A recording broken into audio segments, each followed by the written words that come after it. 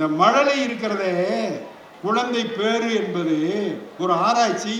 நான் மதுரையில் ஆராய்ச்சி பண்ணி கொண்டிருக்கும் போது மதுரை காமராசர் பல்கலைக்கழகத்தில் ஒரு ஃபைண்டிங் ஒருத்தர் கண்டுபிடிச்சார். ஒரு ஆராய்ச்சியில் ஒரு கண்டுபிடிப்பு உருவாக்கினார். என்ன கண்டுபிடிச்சார்னா, இந்த மனவிலக்கு டைவர்ஸ் என்பது பெரும்பாலான குடும்பங்களில் கல்யாணம் ஆகி 1 வருஷம் 2 வருஷத்துக்குள்ளதான் நடக்குது, அதுக்கப்புறம் நடக்கலை அப்படின்னு கண்டுபிடிச்சாங்க. இந்த 1 வருஷம் 2 வருஷம் தாண்டி ஏன் நடக்கலை அப்படின்னா, இந்த 1 வருஷம் 2 வருஷத்துக்குள்ள 1-2 பிள்ளை குட்டி வந்துடுது. அதுக்கப்புறம் அவன் டைவர்ஸை பற்றியே யோசிக்கிறதுக்கு அவனுக்கு நேரம் கிடைக்கல. இதை பாசிட்டிவாகவும் எடுத்துக்கலாம், நெகட்டிவாகவும் எடுத்துக்கலாம். நம்ம பாசிட்டிவாகவே எடுத்துக்கோமே. ஒரு குழந்தைய கையில் பெற்று வச்சுக்கிட்டிங்கன்னா உங்கள்கிட்ட இருக்கிற மன கஷ்டங்கள், மன குறைகள் எல்லாமே தீர்ந்து போகுங்க. எந்நேரமும் எந்திரங்களை வச்சுக்கிட்டு இப்படியே பார்த்துக்கிட்டு இருந்தோம்னா, இந்த மக்கள் மெய்தீண்டல் உடற்கின்பம் மற்றவர்தம் சொற்கேட்டல் இன்பம் செவிக்கின்னு ஒரு திருவள்ளுவர் ஒரு திருக்குறள் சொல்லியிருக்காரு. நம்ம பெத்த பிள்ளைகளை தூக்கி தோளில் வச்சு, இடுப்பில் வச்சு, கையில் அணைச்சிக்கிட்டு கொஞ்சம் தூரம் நடந்து காட்டுங்களேன், நடந்து பாருங்களேன். இப்பெல்லாம் மாலுகளில் பார்க்குறேன், அதுக்குன்னு ஒரு பைய தயாரிச்சிருக்கான். கங்காரு குட்டி மாதிரியே அங்கே ஒரு தொட்டி கட்டி அதுக்குள்ளே அது அப்படியே இப்படி பார்த்துக்கிட்டு வருது. இது இங்கிட்ட பார்த்துக்கிட்டு போகுது. அது தள்ளு வண்டி வேறு, அது அங்கிட்டு பார்க்க, இது இங்கிட்டு தள்ள, இப்படியே வண்டிகள் போய்கிட்டு இருக்கு. ட்ராலி வண்டி இந்த லக்கேஜ் கொண்டு போகிற மாதிரி பிள்ளைகளை கொண்டு போய்கிட்டு இருக்கான். இல்லை, தூக்கி இடுப்பில் உட்கார வைக்கிறேன். நீ நான் பெத்த தங்கறதான் இடுப்பில் உள்ள நந்தவனம்னு ஒரு கவிஞன் சொன்னான். இடுப்பில் வச்ச நந்தவனமாக அந்த பிள்ளைய தூக்கிட்டு போகணும். அது மெய் தீண்டணும். அது நம்ம மேலே ஒன்று கிடைக்கணும். அப்படி தூக்கி அப்படின்னும் போது சல்லுன்னு ஒரு ஒன்று கிடைக்கணும். அது மகிழ்ச்சியாக இருக்கும். மற்றவர்தம் சொற்கேட்டல் இன்பம் செவிக்குன்னா அப்படி பேசி பழகணும். அது இல்லையே.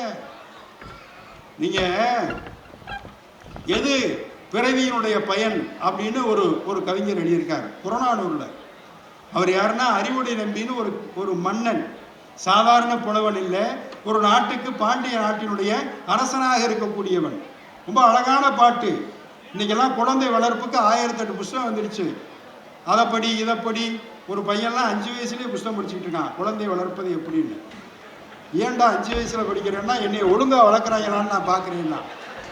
இப்படி படிக்கிறவனை என்ன பண்ணுவீங்க? அவனுக்கு உள்ளதான் தெரியும் அண்ணன் அடுத்த புஸ்தகம் என்ன படிப்பான் அப்படின்னு. அது இல்லை. படைப்பு பல படைத்து பலரோடு உண்ணும் உடைப்பெறும் செல்வராயினும். பெரிய கோடீஸ்வரன், அதிகாரத்தில் மிகச்சிறந்து விளங்கக்கூடியவன், அவன் ஒரு விருந்து வைக்கிறான். பெரிய டைனிங் டேபிள் போட்டு இந்த பக்கம் 150 பிரபுக்கள், இந்த பக்கம் 150 பிரபுக்களை உட்கார வச்சு பலவிதமான படையல்களை போட்டு, தலைவாழை இலைன்னா ஒருத்தன் தலை வச்சு படுக்கலாம், அவ்வளோ பெரிய இலையை போட்டு படைப்பு படைத்து பலரோடு உண்ணும் உடைப்பெறும் செல்வராயினும். இவ்வளவு பெரிய செல்வந்தராக இருந்தாலும் பிரயோஜனம் இல்லைன்றார் பாண்டிய மன்னன் அறிவுடை நம்பி. பெரிய கோடீஸ்வரன், அதிகாரத்தில் மிக்கவன். அவன் சொல்றான், படைப்பு பல படைத்து பலரோடு உண்ணும் உடைப்பெறும் செல்வராயினும் பிரயோஜனம் இல்லை. என்ன இருக்கணுமா? அவங்க அப்பா சாதாரண ஆளாக இருப்பார். ஆஃபீஸுக்கு போயிட்டு வருவார். வீட்டுக்குள்ளே வந்தோடனே ஒரு கைலி வேட்டியை மட்டும் கட்டிக்கிட்டு, மொசைக்கெல்லாம் போடலை, மார்பிள் போடலை, மார்போனைட்டும் போடலை, எதுவுமே இல்லை, டைல்ஸும் கிடையாது, சும்மா சிமெண்ட்டில் தர, அதில் ரெட் ஆக்சைடுன்னு ஒன்று அடிச்சிருப்பாங்க சிவப்பா, ரொம்ப நல்லது. அது மாதிரி ஒரு தரை, ஒரு தூண், கல் தூண் ஒன்று இருக்கும் அந்த ஓரத்தில். வந்து ஒரு கைலி வெட்டியை மட்டும் கட்டி அப்பாடான்னு சாஞ்சி உட்காருவார். உட்காந்தோடனே சாப்பிட்றீங்களான்னு அந்த அம்மா என்ன பண்ணோம், ஒரு தட்டில், ஒரு எவர் சில்வர் தட்டில் சாதம் சூடாக போட்டு கொண்டு வந்து வச்சு, அந்த சுடு சாதம் ஒரு சட்டியில் பக்கத்தில் இருக்கும், சாம்பார் சூடாக ஆவி பறக்க ஒன்று பக்கத்தில் இருக்கும், ரசம் ஒன்று ஆவி பறக்க இருக்கும், காய்கள்லாம் இருக்கும், எல்லாம் போட்டு சோத்தை போட்டு சூடாக சாம்பாரை ஊற்றி அப்படி கையை வைக்க போவார்ல, அந்த அவர் பெற்ற குழந்தை, 1 வயசு குழந்தை, அப்பா அப்படின்னு வந்து நிற்கும். உடம்புல ஒட்டு துணி இருக்காது. அது அப்படி அழகு ரதம் பிறக்கும், அது அசைஞ்சு நடக்கும்னு ஒரு மாயவநாதன்கிற மாபெரும் கவிஞன் எழுதுனான். அழகு ரதம் பிறக்கும், அதை அசைஞ்சு நடக்கும்னு, குழந்தை நடக்கிற அழகு. அப்படி வந்து படைப்பு பல படைத்து பலரோடு ஒன்றும் உடைப்பெறும் செல்வர் ஆயினும், அப்படி சொன்னோடனே அப்பான்னு நடந்து வரும். நடந்து வந்து உள்ள பூரும் பாருங்க, நானும் சாப்பிடவா அப்படிங்கிற மாதிரி உள்ள புகுந்துட்டே பாத்துறா சூடா இருக்குடா, ஊத்திக்கிறாதரா, கொட்டிக்கிறாதரா அப்படின்னு கூட புகுந்து அப்படி கையை விட்டு உழப்பி வந்து குதிரை ஏறி முதுகுல நம்ம ஒரு வாய் அள்ளும் போது அது ஒரு வையா ஒரு கையில் அள்ளி நம்ம மூஞ்சியெல்லாம் இடுக்கி விட்டு அது நான் சாப்பிட்றேன்னு சாப்பிட்டு அடே அப்பா இடைப்பட குறுகுறு நடந்து சிறுகை நீட்டி இட்டும் தொட்டும் கவியும் துளந்தும் நெய்யுடைய அடிசில் மெய்பட விதிர்த்தும் மயக்குறு மக்கள் அது இல்லைன்னா பயக்குற இல்லை தாம் வாழும்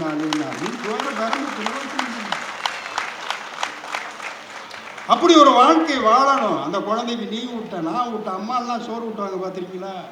ஒரு தட்டில் வச்சுக்கிட்டு நல்லா பருப்பு நெய்யெல்லாம் போட்டு அப்படி உருட்டி உருட்டி சில தாயெல்லாம் வீட்டுக்குள்ளேயே 4 இட்லியை போட்டு ஊட்டி விட்டுருவான் அவங்க அம்மாவுக்கு. அந்த குழந்தைக்கு உங்கள் அம்மா ஊட்டி விட்டுருவா, நல்லா வகுறு தண்டி ஆயிரும்.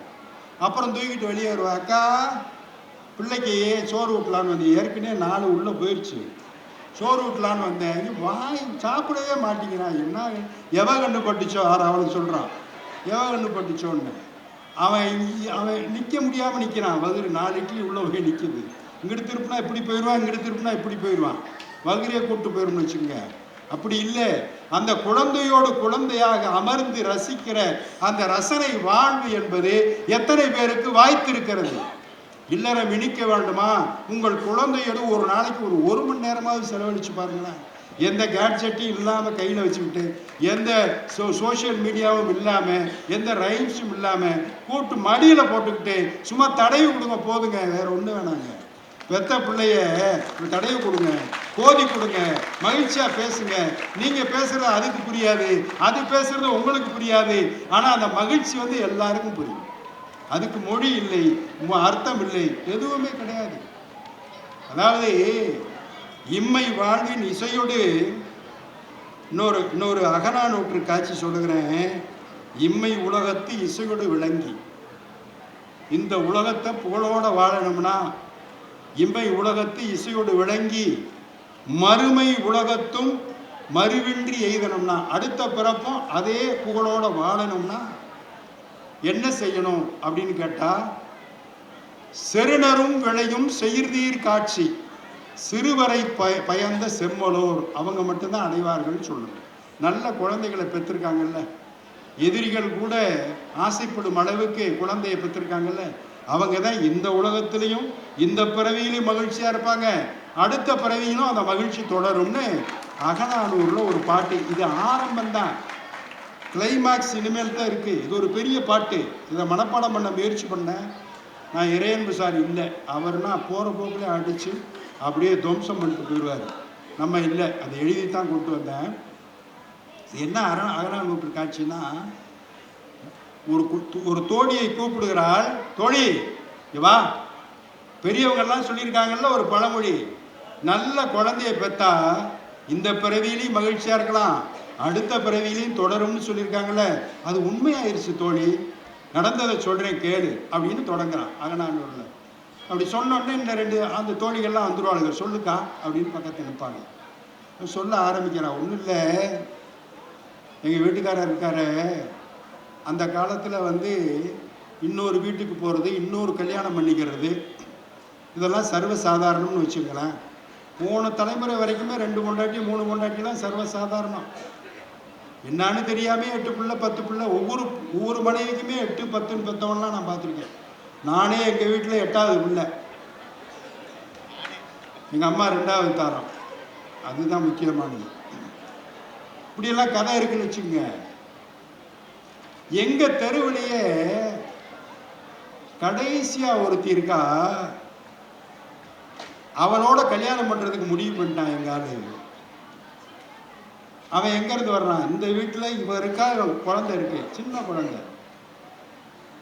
அவன் அங்க இருந்து தேர்ல வர்றான். அன்னைக்கு கல்யாணம் ஏற்பாடாயிருச்சு, அந்த தெருவையா தான் போகணும், இவ வீட்டை கிராஸ் பண்ணி தான் அவ கடைசி வீட்டுக்கு போகணும். அந்த தேர் வந்துகிட்டு இருக்கு. அந்த தேரினுடைய ஓசை இருக்குல்ல, அந்த குதிரை குளம்படி ஓசையும் அந்த சக்கரத்தில் இருக்கக்கூடிய ஆரத்தில் இருக்கக்கூடிய மணி ஓசையும் ஒவ்வொரு வண்டிக்கும் ஒவ்வொரு விதமான ஓசை இருக்கும். என் பையன் இருக்கான சின்ன குழந்தை, அவனுக்கு வந்து அந்த ஓசை தெரியும். அப்பா வண்டி வருதுன்னு சொல்லிட்டு அவன் பாட்டுக்கு அம்மாட்ட சொல்லாமல் கடன்னு எந்திரிச்சு வந்துட்டான் வெளியே. இவர் ஐயா வந்து சந்தன கிந்தனம்லாம் பூசி அடுத்த கல்யாணத்துக்கு தயாராக மாப்பிள்ளை கோலத்தில் தேரில் ஜம்முன்னு போய்கிட்டு இருக்காரு. அப்படி போய்கிட்டு இருக்கும்போது இந்த குழந்தை வந்து வாசல் நிற்குது. வெளியே வந்துருச்சு. வெளியே அப்படி வந்து நிற்கிது, வேலியோரத்தில் நிற்கிது. நின்னொடனே பார்த்துட்டார் ஐயா. பார்த்தோன்னே, சாரதி கொஞ்சம் வண்டியை தாங்குமதி கொஞ்சம் நிறுத்து அப்படின்னு செந்தமிழில் சொல்லிட்டு அவர் அந்த கம்பீரத்தோட புது மாப்பிள்ளை திறந்து இறங்குறார். இறங்குறோடனே அப்பா அப்படிங்கிறான். தூக்கி தோளில் போட்டு ஒரு கொஞ்சிட்டு போயிருப்பா, அம்மா கிட்ட போயிரு, அப்போ அந்த ஒரு வேலை இருக்கு முடிச்சுட்டு வந்துடுறேன் அவன். அழுகிறான். நீ வா வீட்டுக்குள்ள அப்படின்னு சொல்லி அதுக்கு ஒன்றும் புரியலை, அழுகிறான். ஏன் பெரிய குபேரனுக்கு பிறந்தவனா இருப்பான் போல் இருக்க. திட்டுறதே அப்படிதான், நல்லபடியா அந்த காலத்தில் அப்படித்தான் திட்டுவான். சனியனை எரும மாடு இப்படித்தான் நம்ம திட்டுறோம். இல்லை, சங்க இலக்கியத்தை திட்டுறான். மாநிதி கிழவன் போடும் அப்படின்னு, பெரிய குபேரன் போல் இருக்கு, விடமாட்டேங்கிறானே பிடிவாதமா அப்படின்னு சொல்லி அவனை அப்படியே அரவணைச்சு வீட்டுக்குள்ளே வரப்போகிறான். இவளுக்கு எல்லா விவரமும் தெரியும். அது மட்டும் இல்லை, இவன் வந்துக்கிட்டு இருக்கும்போது அந்த கடைசி வீட்டில் மங்கள மேளம் முழங்கிக்கிட்டு இருக்குல்ல, நாதஸ்வரம் முழங்கிக்கிட்டு இருக்குல்ல, அதோட ஓசை அப்படியே தென்றல் காட்டு மாதிரி இந்த வீட்டுக்குள்ளே வருது. இவனை கூப்பிடுது, வா வா அங்கே ரெடியாக இருக்கா அவ, கல்யாணத்துக்கு வான அந்த மங்கள ஓசை இவனை வந்து கூப்பிடுது. மெலிதாக கசிந்து இந்த வீட்டு வரைக்கும் வந்துக்கிட்டு இருக்கு. இவளுக்கு தெரியும் இன்னொரு கல்யாணத்துக்காக போய்கிட்டு இருக்கான்னு, கல்யாணம் பண்ணிக்கிறதுக்காக ஒரு சக்கலத்துக்காக போய்கிட்டு இருக்கான்னு தெரியும் இவளுக்கு. வீட்டுக்குள்ளே தூக்கிட்டு வந்துட்டான், இறக்கி விடுறான். இவளுக்குன்னா கோபம். யார் மேலே கோபம்? அவன் மேலே கோபம். ஒரு குச்சி எடுத்து இவனை அடிக்க போகிறான். ஏண்டா அவர் பாட்டுக்கு போய்கிட்டு இருக்கார, ஏன்டா அப்படி வந்து கூப்பிட்டு வந்த வீட்டுக்குள்ளே, அவர் வேலையை அவரை பார்க்க விடுறா அப்படின்னு அடிக்க குச்சி எடுத்து அப்படி ஓங்கினாலாம். அடிக்காத, அவன் என்ன இப்போ தப்பு பண்ணான், நான் தான் தப்பு பண்ணேன், நான் அங்கே போகலை, நான் இங்கேயே இருந்துடுறேன் அப்படின்னு. அப்பொழுது அந்த பெற்ற குழந்தையினாலே 200 திருமணம் செய்வதை தவிர்த்து அந்த தலைவன் அந்த வீட்டிலேயே தங்கிவிட்டான் என்று சொல்லும்போது, இந்த உலகத்தின் புகழ் அடுத்த பிறவியிலும் தொடரும் என்பது பெரிய அது பழமொழி என்பது அது தேவையில்லாது. அதுக்கு அடுத்தது இங்கே நடந்து போச்ச. என்னுடைய வாழ்க்கை நண்பர்களே, சில ஒழுங்கு முறைகள் ஒரு காலத்தில் ஒரு மாதிரி இருந்திருக்கலாம். அந்த காலத்தில் வந்து பரத்தையர் ஒழுக்கம் என்பது தலைவர்கள் செய்வாங்க. இன்னும் போகிறது, பரத்தையர் மேல் காதல் கொள்வது என்பது இருக்கத்தான் செய்யும். சில இடங்களில் வந்து பெண்கள் வந்து கணவனை கண்ட வேலைக்கு திட்டுவாங்க. இப்போ கூட திட்டுறாங்க. திட்டாத பெண்கள் இருந்தால் நான் இப்போ அவங்ககிட்ட வேண்டி விரும்பி கேட்டுக்கிறதெல்லாம், வீட்டில் திட்டுங்க, கணவர்களை திட்டுங்க, அப்பப்போ திட்டுங்க, நல்லா மனசு விட்டு திட்டுங்க. பாராட்டுறதை விட திட்டுறது நல்லது. அது செய்வாங்க. அப்போ தான் அவர் அங்கே தான் இருக்காரா, சும்மா சொல்லுங்க, அதனால் என்ன பண்ணுறது, அவரை வச்சுக்கிட்டு சொல்லாதீங்கன்றாங்க. தனியாக நடத்துங்க, நாங்கள் எப்படி திட்டலாம்னு கூட சொல்லிக் கொடுங்க அப்படின்றாங்க. அது தனியாக கூட ஒரு வகுப்புக்கு ஏற்பாடு பண்ணலாம். பெண்களுக்கு இயல்பாகவே ஒரு குணம் இருக்கிறது. எனக்கு மட்டும் சொந்தம் உனது இதழ் கொடுக்கும் முத்தம், உனக்கு மட்டும் கேட்கும் எனது உயிர் உருகும் சத்தம் அப்படின்னு சொன்னார். இதில் என்ன வித்தியாசம்னா, டேய் காதலா, தலைவா, புருஷா, நீ எனக்காக கொடுக்கறதெல்லாம் வெறும் இதழ் முத்தம், அது உடலோடு மட்டும் தொடர்புடையது. ஆனால் நான் உனக்காக செய்வதெல்லாம் உயிரை உருக்கி கொண்டிருக்கிறேன், அது உயிர் உருக்குகிற சத்தமாக இருக்கிறது. உடலை தாண்டிய உன்னதமான உயிரிலை சார்ந்தது என்னுடைய அன்பு அப்படின்னு அந்த இடத்துல கொண்டு வந்து நிப்பாட்டாங்க. இப்படியெல்லாம் யோசிக்கலாமான்னு ஒரு நாள் வைரமுத்தி என்கிட்ட கேட்டார். இப்படி தயா யோசிப்போம், நாங்கள் என்ன பண்ணுறது போங்க அப்படின்ற மாதிரி நம்ம சொன்னோம்னு வச்சுங்களேன். அந்த மாதிரி தன்மையின் உரிமையும் அவன்மையின் பரத்தையும் என்கிற சிந்தனை ஒரு 5000 வருஷமாகவே நம்மகிட்ட இருக்கு. அதனால அவருக்கு ஒன்றுமே தெரியாதுன்னு அவங்க சொன்னாங்கன்னா நம்ம கோவிக்கக்கூடாது. ஆண்கள் கோவிக்கக்கூடாது. அந்த மாதிரி நிலைமைகளில் நம்ம என்ன பண்ணணும்னா, நீ சொல்கிறது முற்றிலும் உண்மை, ஏற்றுக்கொள்கிறேன் அப்படின்னு சொல்லிட்டு வந்துட வேண்டியதான். இப்போ சண்டை வந்துக்கிட்டே தான் இருக்குது வீட்டில். பொதுவாக சண்டை வந்துக்கிட்டே இருக்குன்னா இந்த சண்டையை எப்படி சமாதானம் பண்ணுறது? ஒருத்தர் சொன்னார், எங்கள் வீட்டிலலாம் சண்டை வந்தாலும் நான் சொல்கிற வேர்டு தான் கடைசி ஃபைனல் வேர்டு அப்படின்னா. அப்படியா? எப்படி அது? அதுன்னுவோம், இதுன்னுவோம், இதுன்னுவோம், அதுன்னுவோம், ஆர்கியூமெண்ட் போய்கிட்டே இருக்கும். கடைசியில் நான் முடிப்பேன், நான் சொல்கிறதான் ஃபைனல் வேர்டு. அம்மா நீ என்ன சொல்கிறியோ அதுதான் ரைட்டு, 100க்கு 100 சரின்னு சொல்வேன். சரின்ட்டு அவளும் போயிடுவான். இதை விட சிறந்த வாழ்க்கை என்பது இல்லையே. இதை கற்றுக்கிறணும். இதை நான் கற்றுத்தரல. சிவபெருமான் மேலே எத்தனை பேருக்கு ஈடுபாடு இருக்கோ அவங்கெல்லாம் கொஞ்சம் கை தூக்குங்க. நான் வைணவரெல்லாம் சொல்லாதீங்க, சிவபெருமான் அப்படிங்கிறவர் இந்த பாருங்களேன், யோசிச்செல்லாம் கை தூக்குறாங்க. அவர் பார்த்துக்கிட்டு தான் இருக்கார், வந்து நின்றுட்டு தான் இருக்கார். அவரை சாட்சியமாக வச்சு உங்களுக்கு ஒரு லௌகீக உண்மையை உங்களிடத்துல சொல்லி விடைபெற்று கொள்ளலாம் அப்படின்னு இருக்கேன். குடும்பத்தை மகிழ்ச்சியாக வைத்துக் கொள்வதற்கு ஒரு எளிய வழி. நம்ம தமிழ் பாரம்பரிய வழியே ஊழலில் தோற்றோர் வென்றோரே அப்படிங்கிறது தான் கான்செப்ட். கணவனுக்கும் மனைவிக்கும் அப்பப்போ சண்டை வந்துக்கிட்டே இருக்கணும். உப்பமைந்தற்றால் புலவின்னு திருவள்ளுவர் அதற்கு ஒரு லைசன்ஸும் கொடுத்துருக்காரு. குடும்பம்னு இருந்தால் டெய்லி சண்டை போடுங்க, டெய்லி சண்டை போடுங்க. எப்படி நீங்கள் வைக்கிற குழம்புலையும் சாதத்திலையும் உப்பு போடுறீங்களோ அந்த அளவுக்கு சண்டை போடுங்க. அளவுக்கு மீறி உப்பு போட்டிங்கன்னா சாப்பிட முடியுமா? அளவுக்கு மீறி சண்டை போட்டாலும் சாப்பிட முடியும். ஒரு அளவா ஒருத்தன் மனைவி எப்போ பார்த்தா பொதுவாக பெண்கள் தான் கோவிச்சுக்கிட்டு ஊருக்கு போறீன்னு போவாங்க. இப்போல்லாம் அது போகிறதில்லை. ஏன்னா எந்தெந்த ஊரில் இருக்காங்கன்னு யாருக்கும் தெரியல. முன்னாடிலாம் கோவிச்சுக்கிட்டு பக்கத்து வீட்டில் அம்மா வீட்டுக்கு போவாங்க, திரும்பி வருவாங்க. இப்போ நம்ம போகிறோம்னு ஃபோன் பண்ணால் அந்த அம்மா அவங்க அம்மா வீட்டுக்கு போகிறாங்க. எத்தனை வயசில் கோவம் வரும்லாம் இப்போ வித்தியாசம் கிடையாது. கல்யாணம் ஆகி 2 வருஷம் 3 வருஷம் 60 வயசுக்கு மேலே இருக்கவங்களுக்கு நான் எங்கள் அம்மா வீட்டுக்கு போகிறேன்றாங்க. அந்த அம்மா 80 வயசில் நான் எங்கே போகிறதுன்னு தெரியாமல் உட்காந்துருக்கேன் அப்படின்னு அது சொல்லுது. இப்படி சண்டை விட்டுக்கிட்டு இருக்காங்க. அதெல்லாம் இல்லை. ஒருத்தன் எளிமையான உதாரணம் சொன்னான். அவன் மத்தியானம் 2 மணிங்க சாப்பிட உட்காந்துருக்கான் பிள்ளை பசியோட. அவன் பொண்டாட்டி வழக்கமோடு சண்டை போட்டு சோறு கிடையாது வீட்டை விட்டு வெளியே போன்ட்டான். எப்போவுமே சோறு கிடையாதுன்னு சொல்லிட்டு அந்த அம்மா தான் வெளியே போகும், இவர் வீட்டில் இருப்பார். இது வெளியே போகணும்னு சொல்லிட்டா வேறு என்ன பண்ணுறது, இவனே வெளியே கிளம்பிட்டான். வெளியே இருந்தால் இவன் உயிர் நண்பன் ஒருத்தன் எய்த்தாப்பில் வந்துக்கிட்டு இருக்கான். என்னடா அப்படின்னா, உன்னை தாண்டா பார்க்கலான்னு வந்துக்கிட்டு இருக்கேன், என்ன வரும்? இந்த மாதிரி ஒரே சண்டைடா, சோறு போடாமல் வெளியே அனுப்பிச்சிட்டாங்க. இதுக்கு தாண்டா ஒரு அருமையான உத்தி இருக்குது. என்ன செய்யணும்? ஒரு பொண்டாட்டியோடு இருந்தால் இது பிரச்சனை தான். 2வதாக ஒன்று கல்யாணம் பண்ணிட்டோம்னா ஒன்று வெளியே போச்சோன்னா இன்னொரு வீட்டுக்கு போயிடலாம். அந்த வீட்டில் சண்டை போட்டால் இந்த வீட்டுக்கு வந்துடலாம். நமக்கு பொழப்பு கண்டினியூட்டியாக நடந்துக்கிட்டு இருக்கோம். அவங்களுக்கு தான் பிரச்சனை, கண்டினியூட்டி கட்டாயி போய்கிட்டு இருக்கோம். அப்படின்னு நல்ல ஐடியாவாக இருக்கு. அப்படின்னா 1 மாதம் யோசித்தான். ஆனாலும் 1 மாதம் யோசித்து ஒரு கல்யாணம் பண்ணிட்டான். கொஞ்ச நாள் இந்த புது கல்யாணம் பண்ண பொண்டாட்டியோடு இருந்தான். அப்புறம் ஒரு மாதம் கழித்து திருப்பி பழைய பொண்டாட்டி வீட்டுக்கு போனான். ஏயா நீ ஏதோ தனியாக கல்யாணம் பண்ணிட்டியா, அங்கேருந்து வந்திருக்க, போ அவ வீட்டுக்கேன்னு விரட்டி விட்டா பழைய ஆள். திருப்பி புதுசாக கல்யாணம் பண்ண வீட்டுக்கு போனால் அவளுக்கு அதுக்குள்ளேயும் தெரிஞ்சிச்சு. நீ ஏற்கனவே கல்யாணம் ஆனவனா, என்கிட்ட சொல்லாமல் கல்யாணம் பண்ணிக்கிட்ட, இங்கேயும் வரக்கூடாது வெளியே போன்ட்டான். நடுராத்திரி 12 மணி. அவன் எங்கே போனான்? இருட்டில் தட்டு மாதிரி வெளியே வந்தான். அந்த கிராமத்திலே பாலடைஞ்ச ஒரு இடம் கிடக்கு, ஒரு கட்டடம். அதுக்குள்ளே நுழைஞ்சா யாரோ ஒருத்தன் உட்காந்துருக்கான் உள்ள. யாரா அதுன்னா ஆமாப்ல அப்படிங்கிறான். அங்கே யாரு? இவனை 2 பொண்டாட்டி கல்யாணம் பண்ண சொன்னேன். ஏடா இங்கே உட்காந்துருக்கேன்னு. ஏடா என் கதையிலையும் 2 பொண்டாட்டி தானே, டெய்லி இது மாதிரி தனியாக வந்து உட்காந்துருக்கேன், எனக்கு துணைக்கு ஆள் வேணும்னு தான் ஒன்றே இந்த ஐடியா கொடுத்துருக்கேன். இப்படி வந்த ஐடியா என்ன பண்ணுவாங்க? இப்படியெல்லாம் இருக்கும். சண்டைகள் சச்சரவுகள் உப்பமைந்தற்றால் புலவி. 2 பேரும் சண்டை போடும்போது நான் தான் ஜெயிப்புன்னு ஆணு நினைக்கக்கூடாது, பெண்ணு நினைக்கக்கூடாது.